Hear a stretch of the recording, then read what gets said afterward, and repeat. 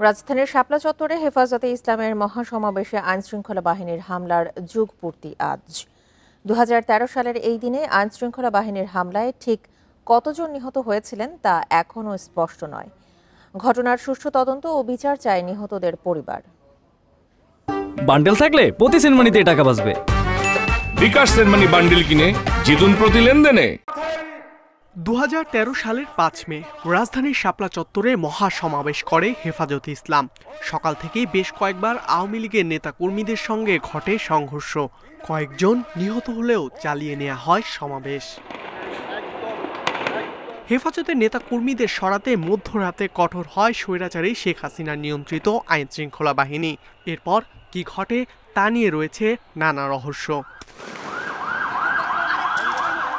2013 সালের 10 জুন মানবাধিকার সংস্থা অধিকার একটি প্রতিবেদন প্রকাশ করে, যেখানে 61 জন নিহতের কথা বলা হয়।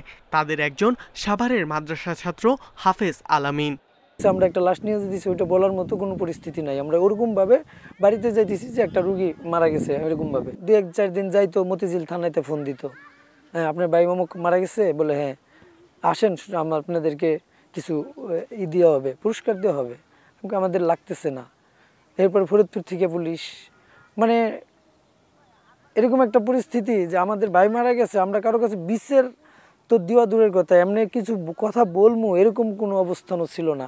ঘটনার দিন হেফাজতের নেতাকর্মীদের খাবার বিতরণে যান বিএনপির স্থানীয় বেশ কয়েকজন নেতাকর্মী। তারা জানালেন, অনেক আলেম ওলামাকে আমরা দেখেছি আমাদের এই রাস্তা দিয়ে গেছে রক্তাক্ত শরীর, এবং লাশও আমরা ওই ভ্যান গাড়ির মাধ্যমে পৌঁছায় দিছি। তারা চলে যাচ্ছে, তাও তাদের গুলি করতে করতে পুলিশের গাড়ি, প্রচুর ময়লার খালি গাড়ি সব মতিঝিল যাচ্ছে, আর ওইখান থেকে তারা আসতেছে। এই লাশগুলা তারা এই গাড়ি দিয়ে ওদিকে নিয়ে গেছে। সেখানে বেশ কয়েকজন মানুষের কঙ্কাল দেখার কথা জানালেন সিটি কর্পোরেশনের এক গাড়ি চালক। মানুষের কঙ্কাল আসছিল ময়লার বক্সে, এটা 10-12 বছর আগে। হেফাজতের ঘটনা নিয়ে মিথ্যাচার করেছিলেন সে সময়কার সরকার প্রধান। গুলি বা হত্যার কোনো ঘটনা ঘটেনি বলেও দাবি তার। গায়ের লাল রং লাগিয়ে পড়ে আছে, যখন পুলিশ যে ডাক দিয়েছে উঠে দৌড় মারছে। নিহতের তালিকা তৈরি করায় অধিকারের সম্পাদক আদিলুর রহমান খান ও পরিচালক ASN নাসির উদ্দিন এলানকে আইসিটি মামলায় কারাবাস করতে হয়।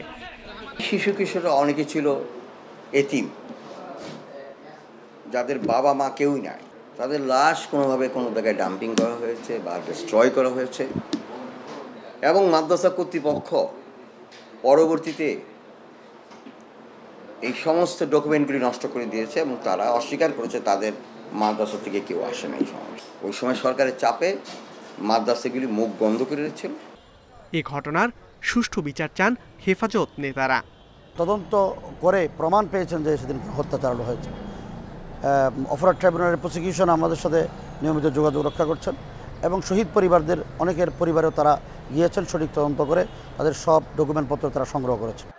শাপলা চত্বরের ঘটনায় চলতি বছরের মার্চে শেখ হাসিনা সহ 9 জনের বিরুদ্ধে গ্রেপ্তারি পরোয়ানা জারি করে আন্তর্জাতিক অপরাধ ট্রাইব্যুনাল। ইকরামুল কবির, ইন্ডিপেন্ডেন্ট নিউজ, ঢাকা।